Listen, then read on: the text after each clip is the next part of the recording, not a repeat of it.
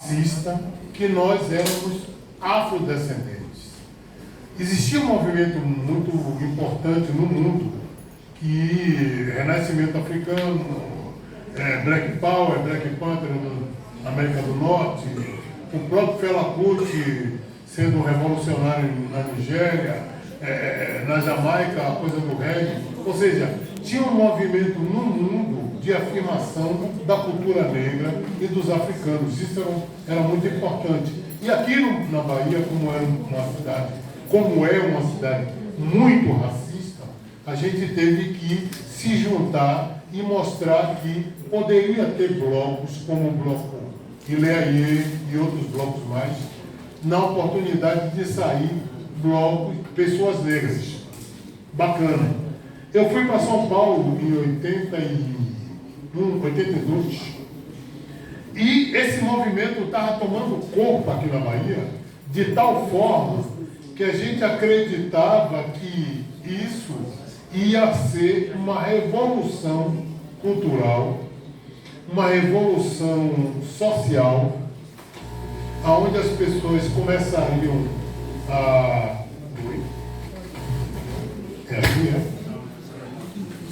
onde a gente começaria a ter a possibilidade de fazer com que a sociedade baiana, seja ela negra ou não, refletisse as relações sociais aqui na Bahia.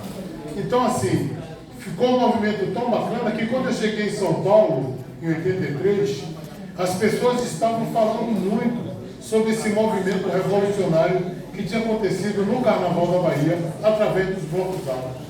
Tanto que isso incentivou blocos afros surgirem no Rio e em São Paulo. Bom, quando essas pessoas de São Paulo começaram a ver isso, começaram a dizer assim: Lázaro, vocês na Bahia estão há 100 anos-luz na frente da gente.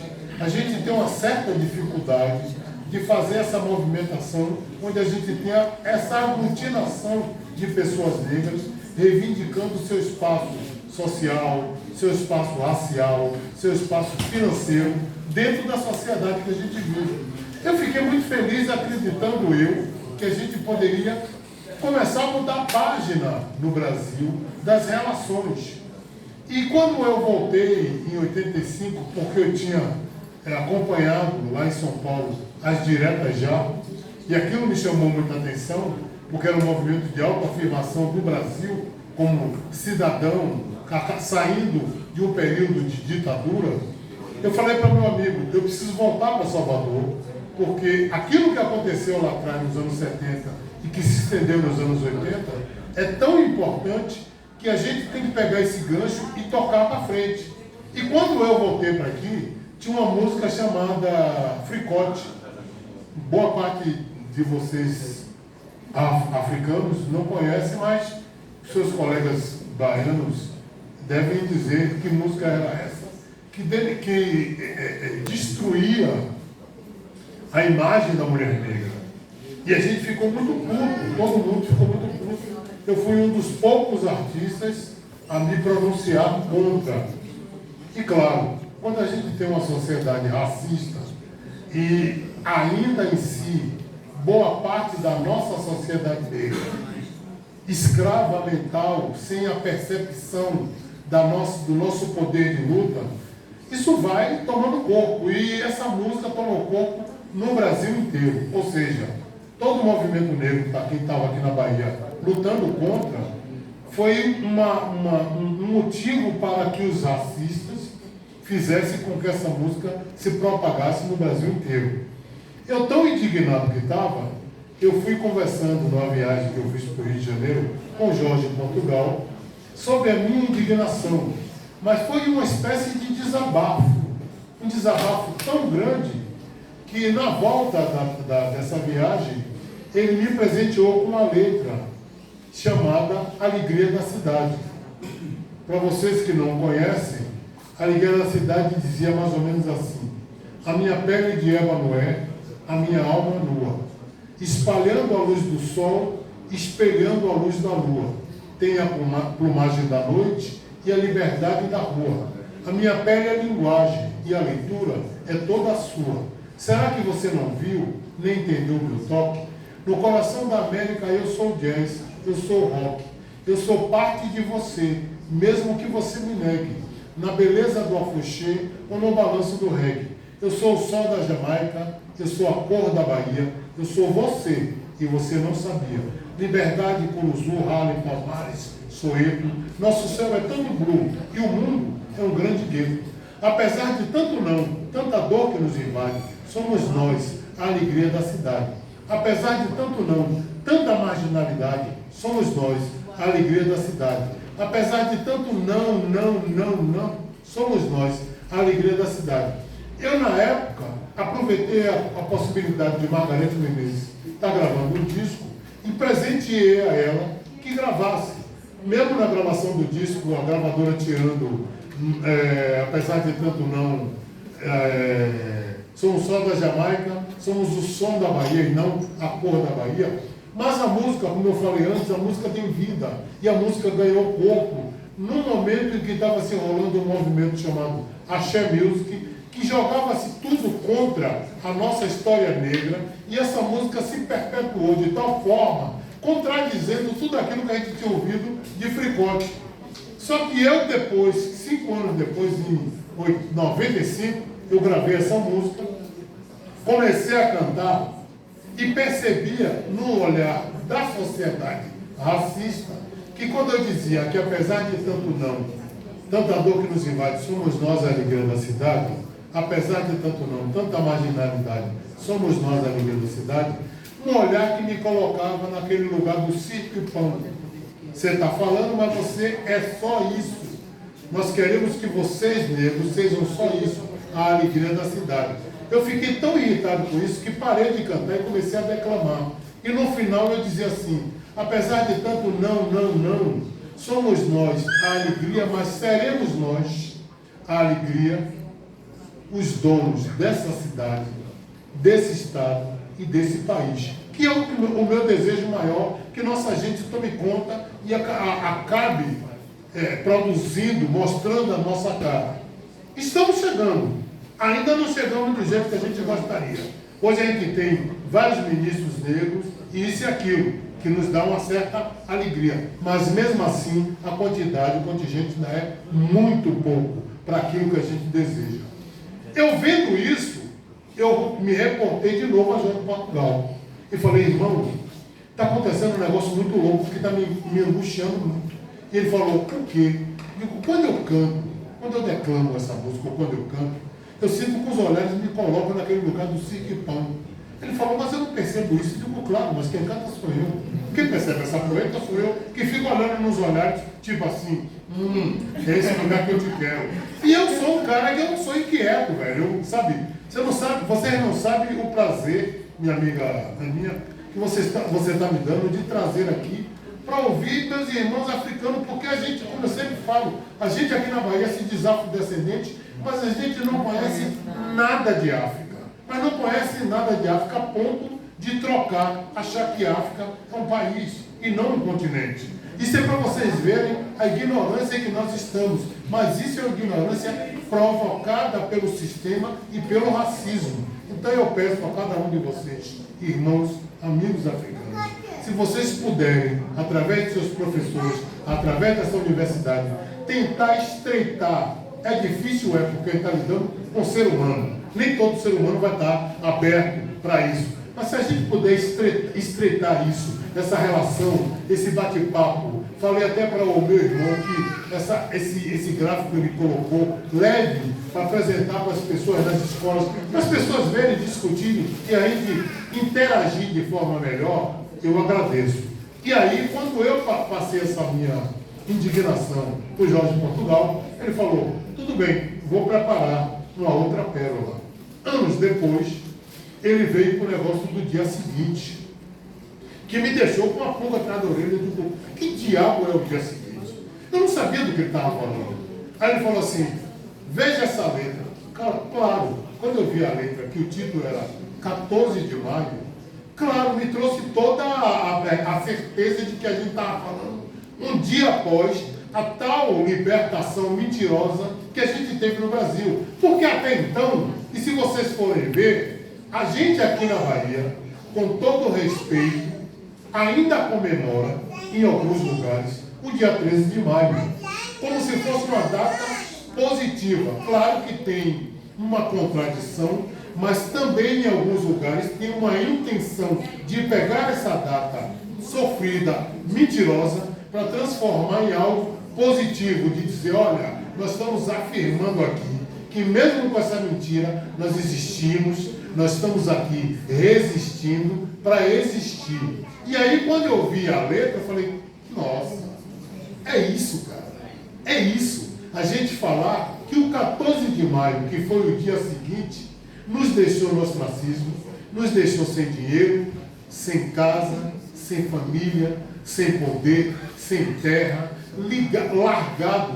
E a maldade do nosso país foi tamanha que logo após a escravidão, eles começaram a colocar leis que era tudo contra a gente. Ou seja, eu sou capaz de dizer que esse país é tão ingrato que ele, além de colocar leis para nos prejudicar, lei da vadiagem, do ventre livre, e não sei o que, disso, daquilo, até o amigo, na explanação lá do vídeo, mostrou claramente. Eles foram tão, a palavra é escrotos, desculpe a minha emoção, filhos de uma puta, mas aquela puta, não a mulher puta, mas a puta do mau caráter, o mau caratismo, de deixar a gente no ostracismo e começar a trazer a imigração europeia, dando todos os subsídios possíveis, casa, dinheiro, emprego, sabe, escola, a porra toda. E o 14 de maio perdura até os dias de hoje. E eu sempre digo o seguinte, enquanto isso perdurar, eu não vou considerar que o meu país seja uma grande nação. Eu acho que o nosso país só vai ser uma grande nação o dia que ele se voltar a olhar para o espelho e respeitar as origens indígenas e africanas. Porque a contribuição nossa é muito grande. É tão grande que mesmo com ele, com essa a eugenia, mesmo com esse movimento de trazer os europeus, a cultura mais forte do Brasil é a cultura africana. Eles não podem negar, por mais que eles tentem. Inclusive, eles se beneficiam disso, que quando eles vão lá para fora, primeira coisa que eles falam, vão mostrar a cultura brasileira. Sabe qual é a cultura brasileira? O samba. E de forma pejorativa, aonde bota as nossas irmãs, as nossas filhas, as nossas mulheres, as nossas mães seminuas. E há um tempo atrás, isso foi tão forte que toda mulher negra que saía daqui para a Europa era vista como prostituta. O veneno virou contra o feiticeiro.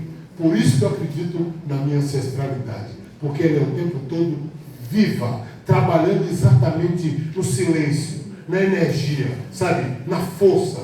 E hoje em dia, toda mulher brasileira, seja ela branca, azul ou amarela, ela é vista como mulher fácil.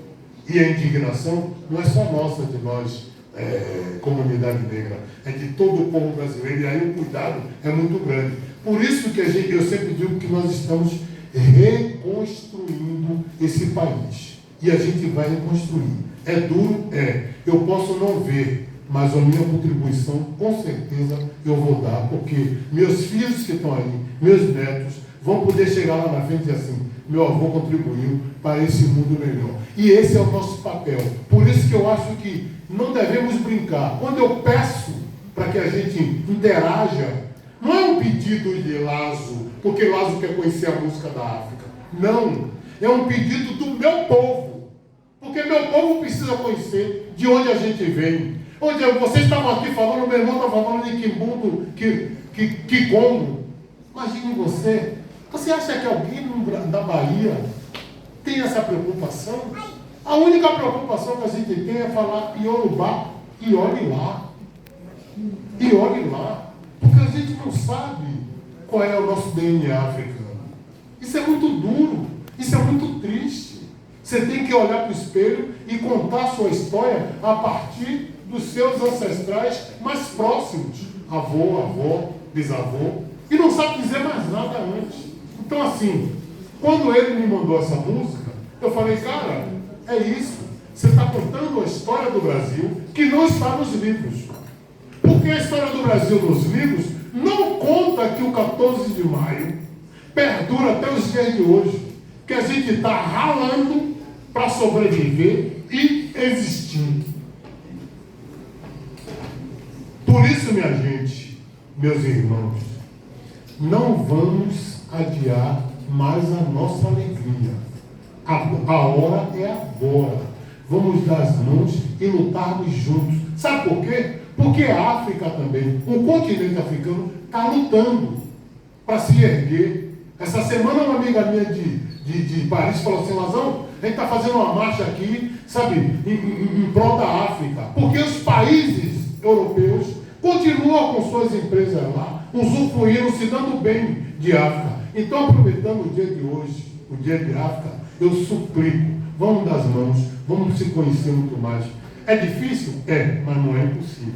Juntos somos muito mais fortes.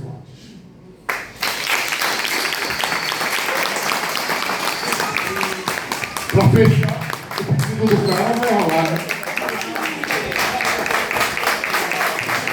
No dia 14 de maio eu saí por aí. Não tinha trabalho nem casa nem pra onde ir. Levando a senzala na alma, subi a favela. Pensando em um dia descer, mas eu nunca desci. Zanzei zonzo em todas as zonas da grande agonia.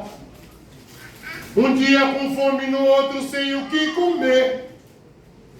Sem nome, sem identidade, sem fotografia. O mundo me olhava, mas ninguém queria me ver. No dia 14 de maio ninguém me deu bola. Eu tive que ser bom de bola para sobreviver. Nenhuma lição, não havia lugar na escola. Pensaram que poderiam me fazer perder. Mas minha alma resiste, o meu corpo é de luta. Eu sei o que é bom e o que é bom também deve ser meu. A coisa mais certa tem que ser a coisa mais justa. Eu sou o que sou, pois agora eu sei quem sou eu. Será que deu para entender a mensagem? Se ligue no Ileaie. Se ligue no Ileaie. Agora que você me vê, repare como é belo ver nosso povo lindo. Repare que é o maior prazer. Bom pra mim, bom pra você. Estou de olho aberto. Olha, moço, fique esperto que eu não sou menino. Olha, moço, fique esperto que eu não sou menino. Olha, moço, fique esperto que eu não sou menino. Sabe onde a gente está? Numa escola de integração de africanos e brasileiros. Fique ligado que a gente não está de bobeira. A gente vai chegar.